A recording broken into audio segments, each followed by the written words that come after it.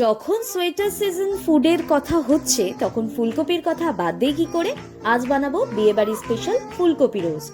দুটো ফুলকপি বড় বড় পিস করে কেটে নিয়ে নুন গরম জলে রেখে দেব, আর এদিকে গ্রেটেড কোকোনাট আর কাজু বাদামের একটা পেস্ট বানিয়ে নেব।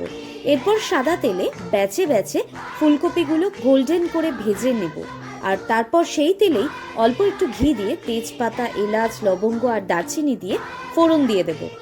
দেন আদা আর কাঁচা লঙ্কার একটা পেস্ট দেব, আর একটু নাড়িয়ে নিয়ে আঁচ কমিয়ে টক দই আর নারকেল কাজু পেস্টটা দিয়ে দেব। এরপর নুন আর চিনিটা দেখে নিয়ে অল্প একটু জল দিয়ে গ্রেভিটা বানিয়ে নেব।